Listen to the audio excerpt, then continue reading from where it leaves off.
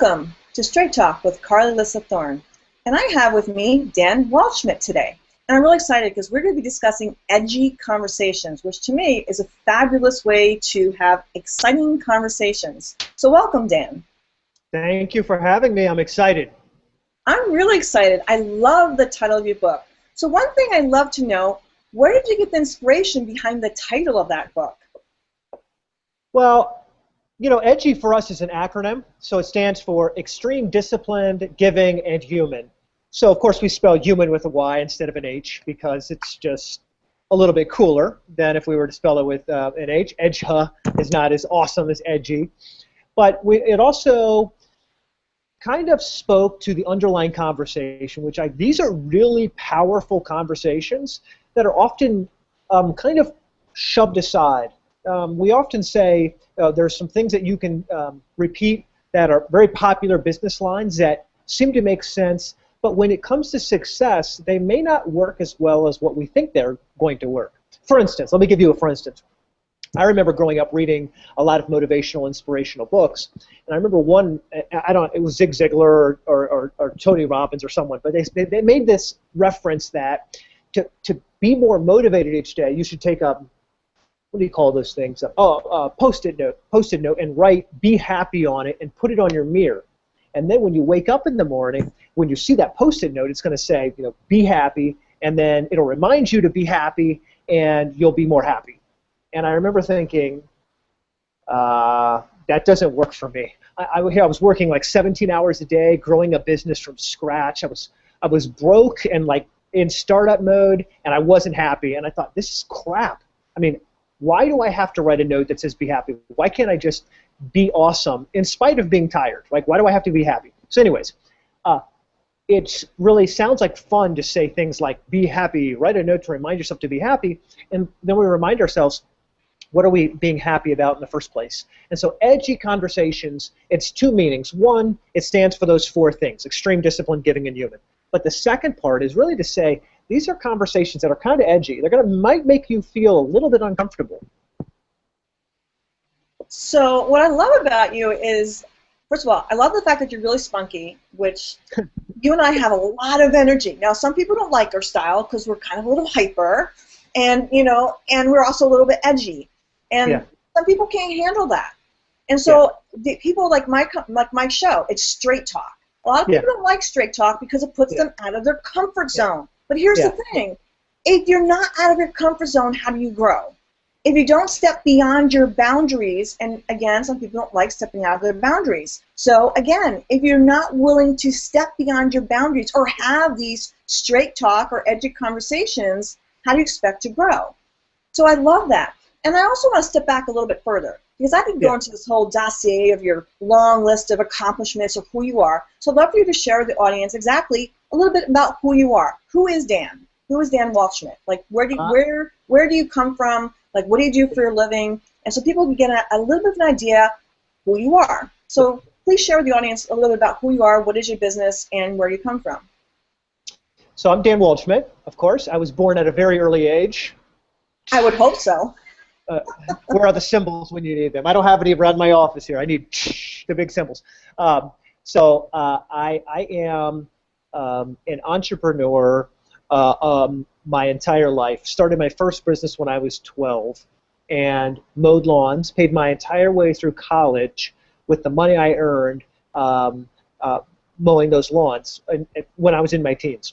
And that was when in the United States we had not outlawed child labor. I guess now you can't hire kids until they're like 16 or 18 or something. But back then, you know, what the hell? You could go mow a lawn and someone would pay you money. But I went to college. I dropped out of college twice, started a couple businesses, made a couple $1 million selling and growing businesses. And I started writing a blog that became pretty popular. Wall Street Journal says it's one of the top. But what do they know, right? So I called Edgy Conversations, and I just started thinking about, it wasn't an acronym at that time, it was just kind of some things that as a CEO of a big company that I had created that I didn't hear other people talking about. I had not heard those issues addressed, and so I thought, what are some things that no one's talking about that we really need to address, we need to take seriously? So now I run a company called Waldschmidt Partners International. We do business in 12 countries, 30 different verticals, how many continents are there? 6 or 7 continents? We're on all those continents except for Antarctica, which is great. It instills a lot of confidence that you should be hiring a guy who doesn't know how many continents there are. But we solve really complex problems, and usually all of them are related to revenue. And everybody wants more sales. Everybody wants to grow. Everyone wants to dominate their industry, like you said a few minutes ago, until you start telling them the truth. And I think as a guy who went to seminary, in the South, there's this phrase where someone will say, I got to be honest with you, right? Or and usually what follows that is not a positive statement, where someone says, I got to be honest with you. That totally stinks or something. No one says, I got to tell you something. I got to be honest. You were awesome. It's always something negative. But so Edgy Conversations is a little bit like that, where we're saying, people, listen, let's have a really honest discussion about you and about me, and I'll go first. I'll start talking about me, and that's why we opened up the book the way we did, about trying to be a little more honest with people, but getting them to think outside their comfort zone. So that's me, and that's what we're all about. And so that's what we're going to be having. This whole interview is about edgy conversations, straight conversations, and that's what we're going to be talking about. So why don't you share some tips and tools with people on actually how to have straight conversations, edgy conversations, and like you said, having that honest conversation about let's be honest. Yeah. So how do we actually impart people on how to do that? Well, part of this is we talk about honesty as if it's easy. Just be honest. I got a 9-year-old, a 7-year-old, and a 2-year-old, and I want them to be honest. I mean, if I say, did you clean up your room? And they say, yeah. And I go up there later and I don't. I say, look, you lied to me. And then now you're grounded or something else, something horrible. You're in trouble because you lied to Dad. So there's this cultural sense of don't lie or don't tell a big enough lie that you get caught. Often if one of our kids lies, we'll say to them, he says, I'm sorry. And we'll say, what are you sorry for? Lying or getting caught? Which one? But the reason why I bring that point up is this. The number one thing that can help us all do better is what I call brutal honesty. And this is honesty that's so deep with ourselves, we can only have this conversation with ourselves. Meaning, I have fears, I have things that I'm worried about, concerns that I don't want anyone to know. I don't want you to know. And so your next question better not be what are some of those things. But I don't want you to know. I don't want my wife to know. I don't want anyone to know. They're things that from time to time I keep inside me, and that's okay as long as I'm honest with myself. We'll say things like this, and just in passing. Man, I gave 110%. Okay, you probably didn't give 110%. On your best day, you probably gave 10% or 15%, right? But we kind of say these things out loud. It makes us feel better about ourselves. We kind of, instead of the playing field being level, it kind of slopes downward because of the lies we tell ourselves. We actually think we're doing well, and we're kind of misrepresenting. Misrepresenting is a nice way of saying stretching the truth. Really the situation, so where it starts, the start of Edgy Conversation is to start telling the truth to yourself. Doesn't require you saying anything to anyone else, just yourself.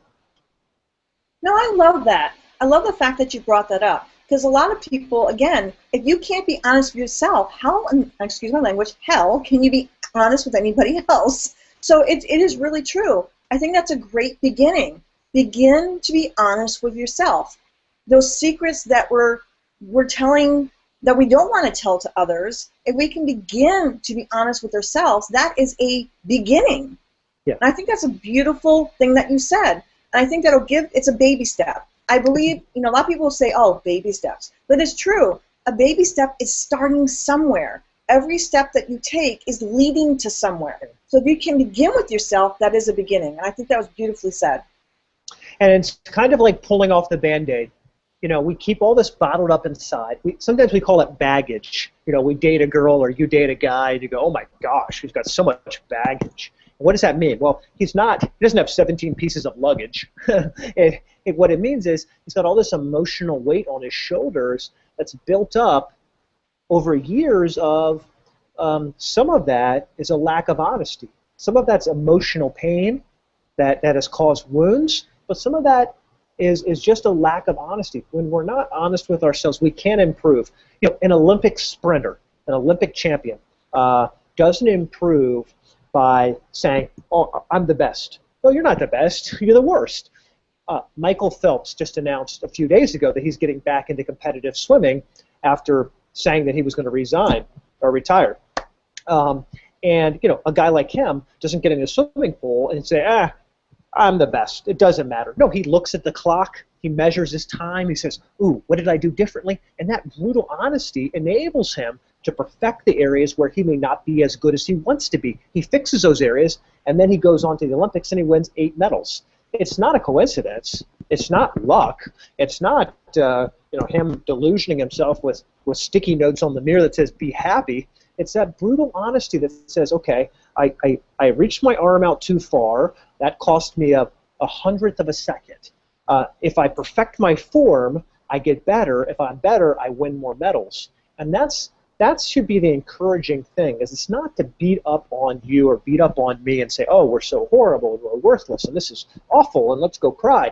It's just to say, we can be so much better, but we have to start from a foundation that says, I have room to grow. A dear friend of mine said this to me not too long ago about Edgy Conversations. He said, and I'd never heard this quote before, he said that someone had told him that you can only build a pyramid as high as your foundation is wide.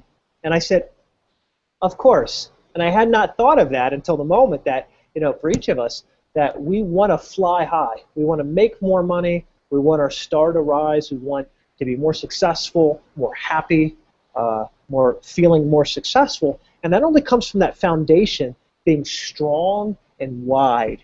And that's what honesty is. It provides that foundation from which you can grow everything else, all the skills you need, all the resources you're going to gather along the way. That starts with that foundation of honesty. But without that foundation, you're building a sideways and falling over, and it's not healthy.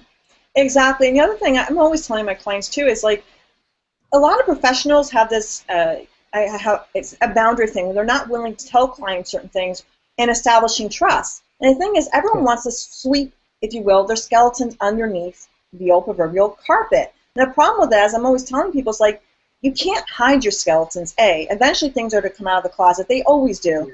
And I think the thing is, if you want to build rapport or trust or bonding with clients, your experience, by the way, have gotten you here.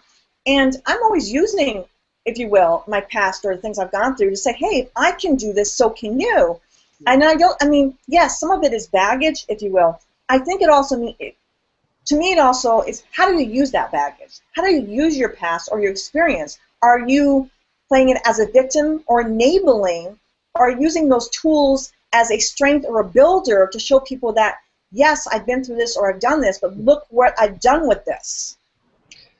You bring up a very good point. In the why, the human, that we misspell as a why, section of the book, we talk about this element of we're more than just names on a spreadsheet. Your clients are more than just names. Your prospects are more than a lead score in your CRM. By the way, it's one of the things that drives me batty is when we use computers to tell us how to make good relationship decisions. But that's for another edgy conversation. The human element that we find is one that's very interesting, where you're flawed, I'm flawed. Or maybe I should speak for myself. I'm flawed. and to assume that your client has no problems, has no frustrations, is riding in on this white unicorn every day to the office is just really silly. We had a client that won a large contract, and we shook the hand of the buyer, and it was millions of dollars. And I flew home, and they went back to their office, and about a week later, I got a call from the CEO and the head sales guy, and he said, "These guys are horrible. I'm so angry." Oh, it was really frustrating. Call. We're going to sue these guys. This is bullshit. I mean, he was really angry. And I listened, and I said, "What's going on?" He said, "We shook their hand. We inked this deal. It was all going fine. And he told us to send a proposal, a contract over. We've heard nothing. And I know what they're doing. They're comparing us to our competitors, or doing all this stuff. They're doing all this stuff to pull the rug out from underneath this. This is crazy. I'm very angry. And so I said, well, I don't know. Maybe that's the case. Before we go crazy, can we try something? Can we try sending them a simple email? So I wrote a simple email, and I had it sent out. It was something like you wanted to move forward with fill in the blank. And I put in the date by Friday. Has your timeline changed? So very simple. I mean, something you could see, on your phone, and without even any special, opening up the email. It's right there. That was the end of the conversation. A day or two later, I get a phone call back from the head sales guy. If you've ever talked to somebody when they're kind of choked up, and there's kind of the awkward silence, he says, "Man, I really screwed up." And I still wasn't putting two and two together, and I said, "What did you guys file a lawsuit? What happened?" I mean, I'm thinking, oh my gosh, this is really going bad. And he said, I screwed up. I said, okay, tell me about it. It's my job to fix problems, right? So he says, I got an email back from the buyer, and the buyer sent an email saying, my wife and my son were in a horrible car accident. Our son didn't make it.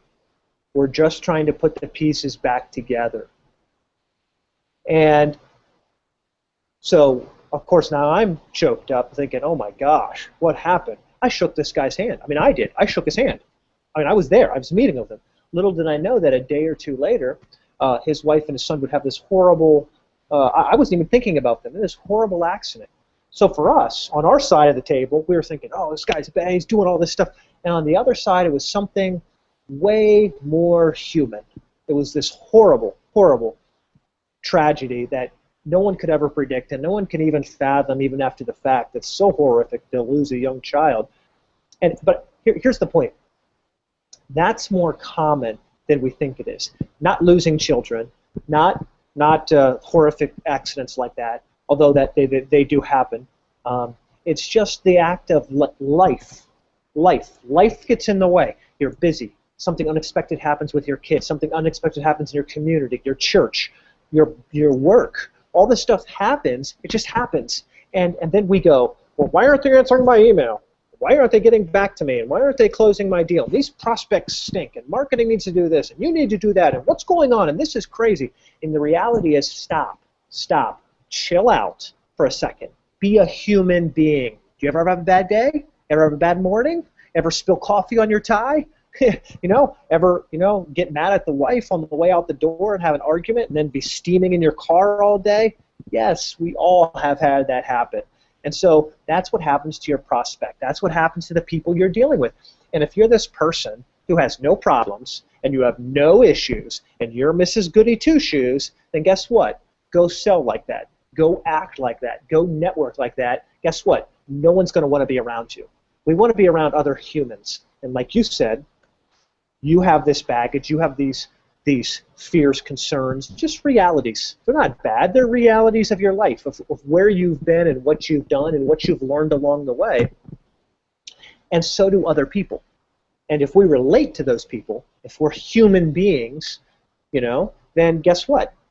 Your relationships, everything gets a lot better. And that's why we included that as a major section in the book, looking at pain and fear and relationships and how real people really act. And a lot of what we do is so artificial. It's so canned that then we wonder, why aren't I closing deals? And why don't people care about me? And what's going on? And this and that and the other thing. And the reality is you're not acting like a human being. You're acting like a robot. And if I want to go play with a robot, I'll go to an arcade. I love what you said, because that is such reality. And I think a lot of people don't realize why a lot of people are turned off by them, because they really are not acting like a human being. Like you said, they're acting like a robot. And people don't understand is that people tune in to a face, they turn into a voice, they turn into a body language. And there are a lot of consultants out there. There are a lot of people out there. And again, a lot of people are doing the same thing. There's a ton of consultants. There's a ton of speakers. There's a ton of, whatever. There's a ton of people doing similar things. Like, there's enough business for everybody. However, people are drawn to a certain person. Why?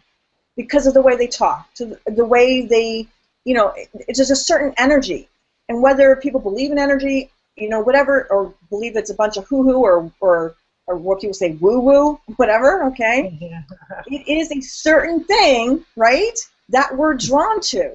And that's why I keep on telling people, like when they post, like your book, or why do people ask for a bio and a face or whatever? Because believe it or not, we are drawn to something. Yeah. People are very they're visual oriented, or they're audio oriented, right? They hear a voice, they hear a speech pattern, they hear the giggle, they hear the warmth, whatever it is. They look at a face, and what do they see? They're drawn to something, right? And it's for a reason. It's a reason you're drawn to that person. Yeah, that's right. That's right. I had a wonderful email today. I wish I could read the whole email, but he bought the book and read it, and he said, "I'm not someone who ever emails people, but your book touched a chord." He said, "For the last 20 years, I've been gobbling up motivational and inspirational books, and they never seem to hit the mark.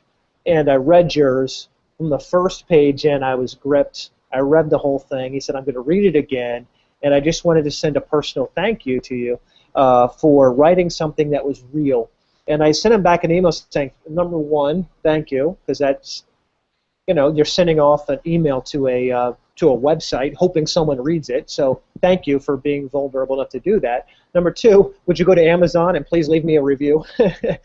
And then number three, stick with whatever you're doing. Stick with the hard things you're doing. That's one of the things we learned in the book.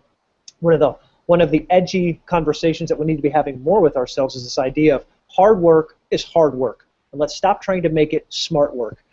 Here's what I mean by that. We have so much emphasis now today in entrepreneurship of what tools are you using? What process are you using? How do you get the right people on the right seats in the bus? All these nice phrases that we've learned by going to business summits.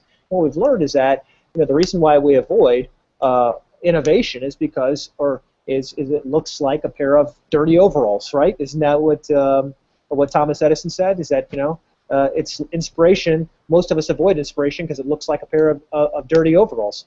It doesn't look like rolling up your sleeves and getting to work. But here's a lesson we learned from 1,000 ordinary people who achieve outrageous success. If you stop doing the right thing before it starts working, you've done the wrong thing. You stop doing the right thing before it starts working, you've done the wrong thing. That's a really edgy conversation that a lot of people need to focus on. People say, how do I know it's working? Oh, you'll know. How do I know when I should stop? Well, is it working? If it's not working, then you need to keep doing it. I mean, imagine trying to talk Thomas Edison out of what he was doing. 10,000 tries. Imagine trying to talk Harlan Sanders as a crotchety old 65-year-old man. Imagine trying to talk him out of doing what he was doing with creating this franchise. You didn't talk them out of doing it. They were going to do whatever it took until they got to the right spot. So that's a really edgy lesson that I feel like today's business leaders in sales, executive management, operations, whatever role you're in business, the reality is if you stop doing the right thing before it works, you've done the wrong thing, and you've wasted your own time. Well, and that's the debate where some people don't like the statement of doing the same thing over and over again is definition of sanity. Well, there's two sides of that. If you're doing the same thing over and over again and it's not working, okay, again, don't do that. But if you're doing the same thing over and over again and it is working, do that, right? And I'll push back against you gently there. If you've ever, you can go to YouTube right now and watch as an artisan cuts a block of granite. And he has this massive block. It's just, I can't show it on the camera here, obviously, but it's massive. And he goes around with this little like brass hammer, and he has a chisel, and he's ting, ting, ting, ting, ting, ting, ting, ting, and he goes a little bit further down, ting, ting, ting, ting, ting, ting, ting. He goes all the way down in a line, and nothing happens. And he makes that little tinking sound, ting, ting, ting, ting, ting, and then he does it again. He does it again. And if you watch the video, it's one of those time lapse where it's like quick, quick, quick, quick, quick, quick, and you see it happening, and it's like 5 minutes long, and all of a sudden, that tinking, ting, ting, ting, all of a sudden you hear, and a crack begins to appear out of nowhere.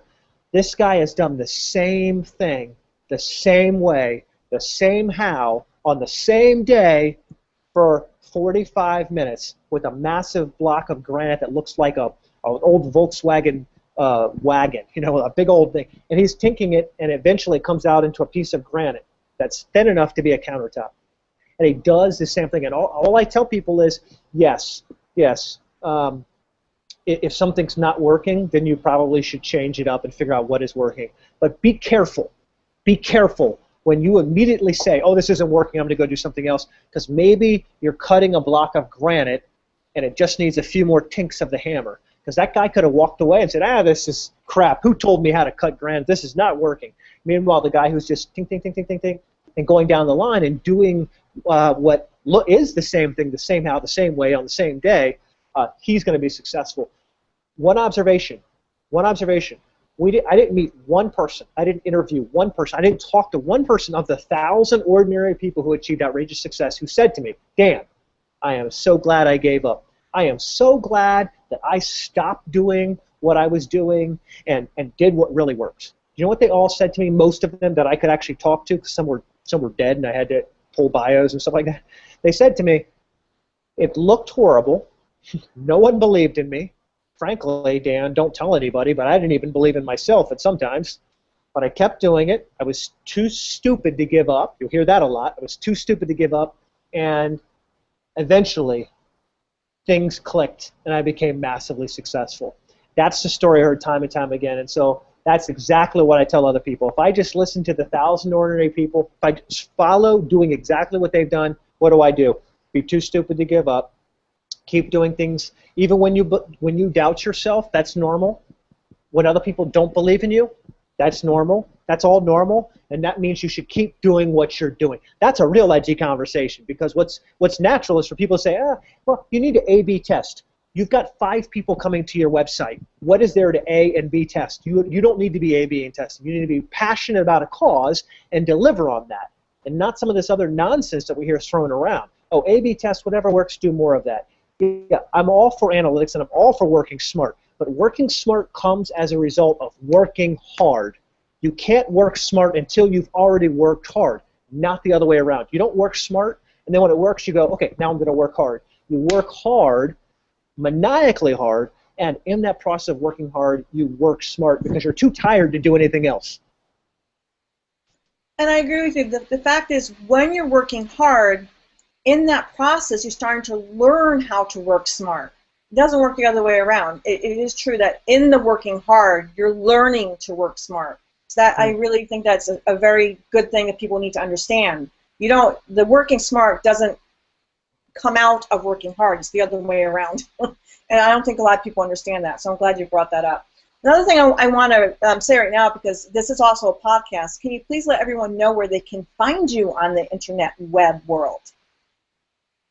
Yes, you can go to danwaldschmidt.com, and it doesn't matter how you spell that. There's not many of Waldschmidts out there, but danwaldschmidt.com, or if it's easier to spell, go to Edgy Conversations. We have 6 or 7 websites, all of them around edgy. Edgyquotes.com if you want some inspirational quotes. We've got Edgy Manifesto if you're just looking for some smart business sense. By the way, all of this costs you nothing, so we're not pitching you on anything. In fact, they can go to your website, where you just set up a page for me, and grab from the LinkedIn network. They can go there and grab my daily my daily blog posts as well. Yes, my audience always knows I put together from all my interviews, I put together an entire blog post about it. So you'll be able to find it at carlyalyssthorne.com as well. It'll have his entire information on there, including all this interview. This will also be a podcast. Now, do me a favor and do spell out your actual website, so some people that are actually listening to this, because they're not going to see this. Some people are actually watching this as video, but some people are watching this, listening to this as a podcast. So just spell it out once for them for me. Sure. So it's Dan, D-A-N, and then, of course, the last name is Waldschmidt, WALDSCHMIDT.com. And then, of course, if you want Edgy Conversations, it's EDGY Conversations.com. And I will put together an entire site, which will be on my site, which is CarlyAlyssaThorne.com, which is CarlyAlyssatHorne.com. Just want to get that done, because a lot of times I get so lost in conversations with my wonderful guests that we forget to do that. So, however, on the video, you'll be seeing our lower thirds the entire time, so you can find that out anytime you want. So I also want to get into a little bit, a lot of people don't understand what hard work is. So let's get into a little bit, what does hard work look like? I mean, a lot of people have no idea what is hard work. They're like, they think it's just easy to do what we do, working sometimes. When you really love what you do, you do sometimes work 7 days. I mean, there was a span of about I'd say 3 to 5 years where I literally did not have a vacation, and I was working 7 days a week. And those 7 days a week sometimes were anywhere from 14 to 16 hours a day. And some people don't understand that. They think that it just happens. And I also want to touch upon a little bit of law of attraction, because some people think, yes, it is woo-woo. And I think the law of attraction, the secret, was a disservice in some ways, because they just think everything's going to fall in their lap. There are some principles that do apply. However, law of attraction also needs hard work. It doesn't just mean that it's law of attraction and it's going to arrive. There's some principles I agree with that, because I do have a very deep metaphysical background. However, that law of attraction requires plus hard work. So I'd like to touch upon a little bit of hard work, and I'd also love a little bit of your insight, because like I heard you say about the sticker on your mirror of be happy. So I'd love to hear a little bit about what your thoughts are on the secret and the law of attraction, plus the hard work angle. Yeah, I think the magic of attraction is that attraction. One of the things we say is that motion without emotion is just wasted effort. So motion without emotion. I think that attraction is the emotion part of it.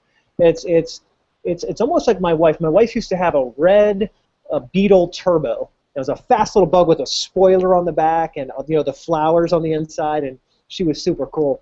And then, well, she had it as a mom too. I was going to say, and then she became a mom, but I guess she's a cool mom now. She would hate me if she heard me saying that in public. But she drove around with this car, and of course my boys in the back seat would be giving each other punches whenever they saw another beetle on the road.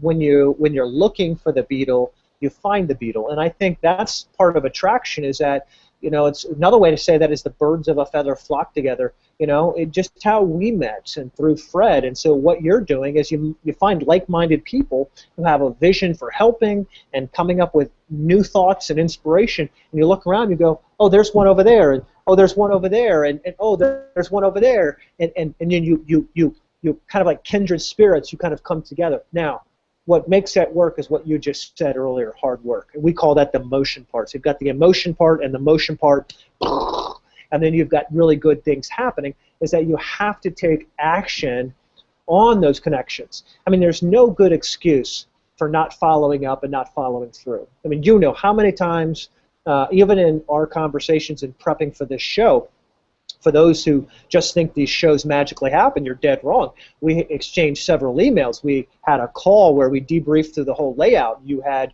information you shared with me. It was carefully put together and organized so that we could get here, hit the recording button, and then go live. None about this happened magically. None of this happened, because I was attracted to you and you were attracted to me. It happened because of your hard work. And because of your preparation and your planning and your execution, that's how this show actually happened. And I think that's what's missing sometimes from people just looking at attraction. They go, oh, well, I'm thinking positive thoughts.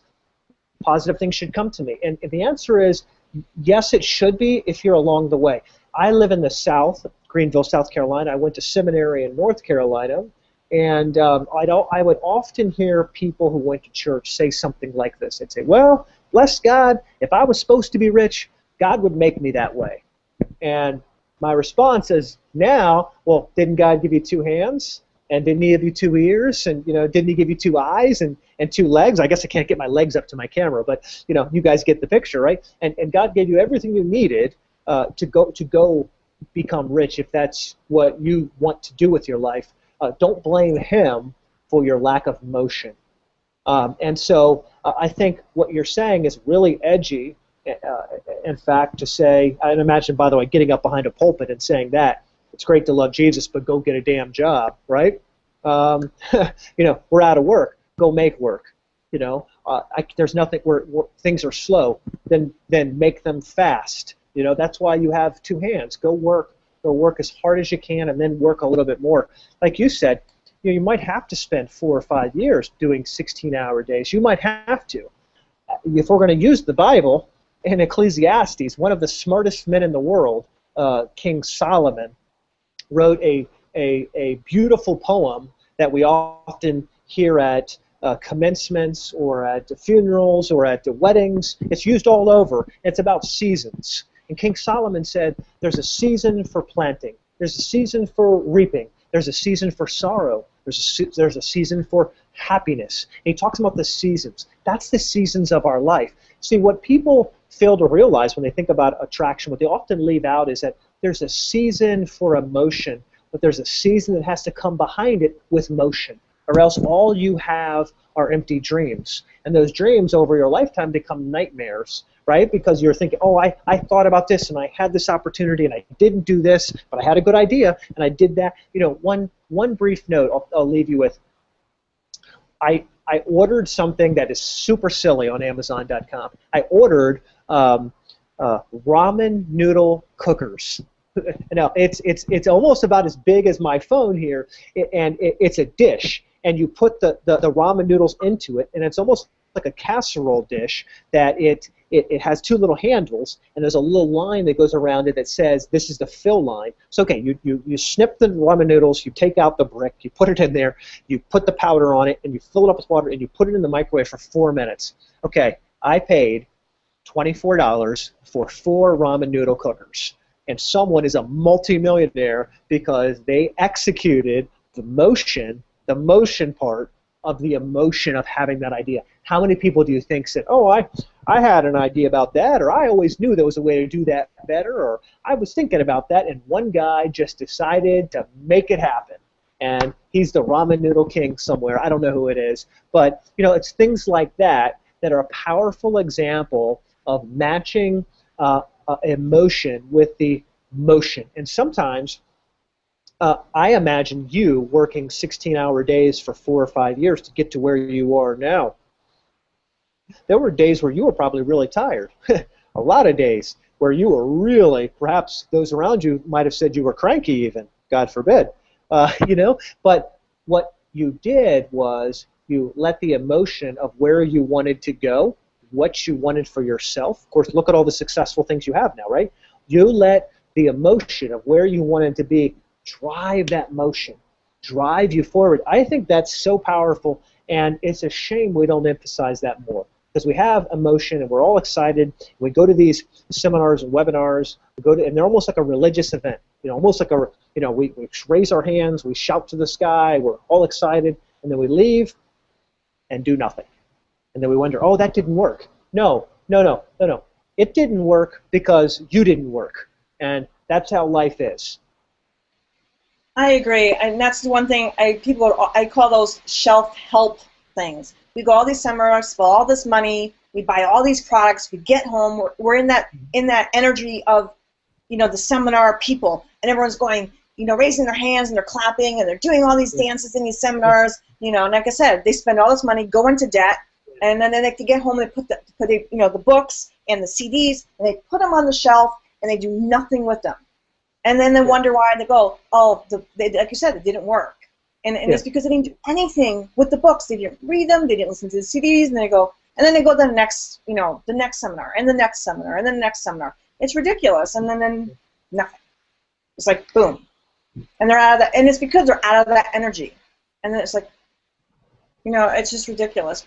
Anyways, we have been talking, and we are out of time. I love it, though. I love your energy. I love the Edgy Conversations title. And I'm just so thankful that you joined me. And I know that we've left a lot of wonderful tips for people. I encourage everyone to go get the book and read it. And thank you so much for joining me. I would love for you to share one more time where people can find you. And yeah, thank you so much. Thank you. Thank you for having me. I'm excited. I mean, I do tell people there's a lot of preparation behind the show, so I thank you for practicing what you preach. Not everyone may know how much time it takes just to produce one episode. It's a lot of time. But you can go to edgyconversations.com. Edgyconversations.com. It's probably easy to remember. You can go there. You can find more out about the book. There's a video there. We'll tell you a little bit about it, and it'll point you to everywhere that Dan is on the web. And if you're convinced that it's cool enough for you, then grab a copy for yourself. For a limited time, here's my offer. If you buy the paperback version of the book, we will be sending you a workbook where you can take some of the things that you and I have been talking about today and internalize them. We'll ask some of the hard questions like you've asked. You can write your own answers down, make it personal, and go be awesome. Also, let you know, this is not just going to be a video, it'll also be a podcast. When I create the blog post, I'll have all the embeds in there. It'll have the embedded video, it'll have the embedded podcast, it'll have all of Dan's information. You've been with your host, Carly Alyssa Thorne, and you can find me at carlylyssathorne.com. I wish all of you a wonderful evening. Thank you so much, Dan, for joining me. I look forward to many more edgy conversations with you, and I look forward to reading many more blog posts. Much love to you and your family, and much love to everybody else. Have a wonderful evening, everybody.